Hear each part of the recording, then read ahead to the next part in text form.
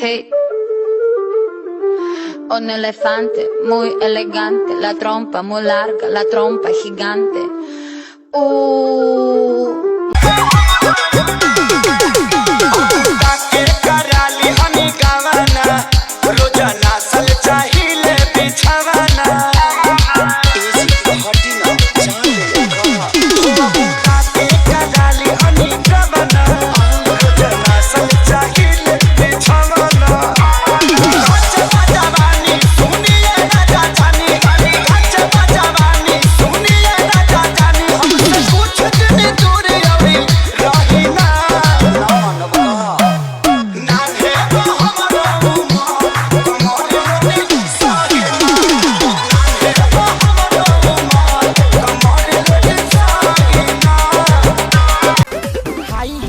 Sandal तोर का भइल रे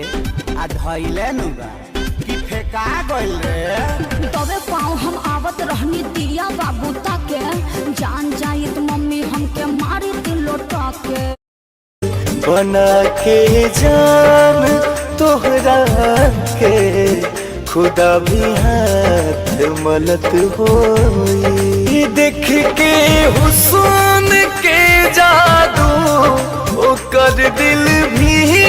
जलत होई देख के हुस्न के जादू ओकर दिल भी जलत होई बना के जान तोहरा के खुदा भी हाथ मलत होई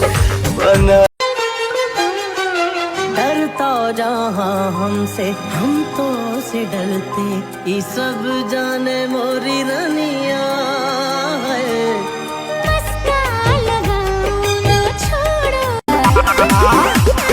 हाई हिल के सैंडल तोर का भइल रे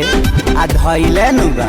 कि फेका गइल रे तबे पाँव हम आवत रहनी दिया बाबू ताके जान जाई तो मम्मी हमके मारी ती लोटा के हरी माई के प्रणाम करेंगे तब ठीक बा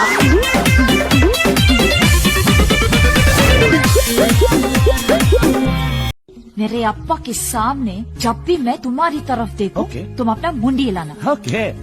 क्या हिलाना? मुंडी। मुंडी क्या? हेड। ओके हेड हिलाना। जाके सजाइबू काले सजनवा के सेज हो जाके सजाइबू काले सजनवा के सेज हो खोई छाम लेके जई हो काढ़ के करे जे हो खोई छाम लेके जई हो काढ़ के करे जे हो प्यार हमार देबू अपने से तेज हो प्यार हमार देबू अपने से तेज हो खोई छाम लेके जई हो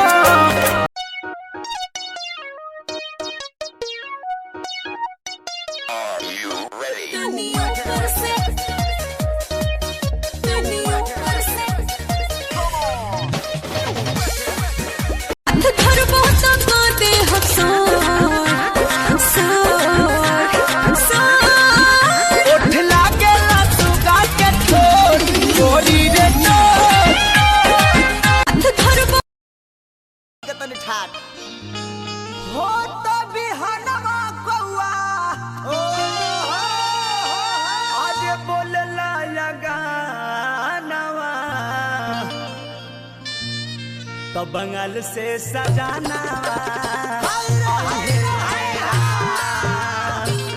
बंगाल से सजाना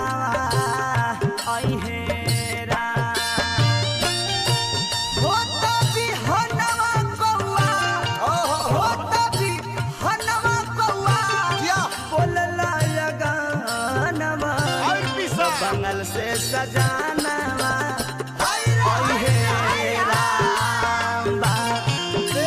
सजाना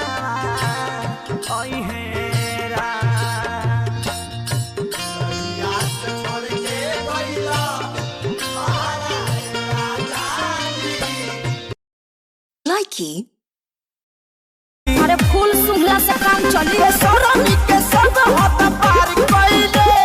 कैसे कैसे ओइनी बाबा खार धइले करो सिंखा आ हमारे करामा में ते बनरी लिखइले लाइकी रहेलस फसाइल मन चैत के महीना में ऊपर से नीचे भीजल रहता पसीना में रहेलस फसाइल मन चैत के महीना में ऊपर से नीचे भीजल रहता पसीना में गरमी से देह पूरा झूलल रहता गरमी से देह पूरा झूलल रहता सूती कास के सवेरे साड़ी खुलल रहता सूती कास के सवेरे साड़िया खुलल रहता लाइकी अरे वो कौन है रे? मेरा बाबू है बाबू बाबू कहेलू तू यार के, तब गोदी में खेलै तू भतार के।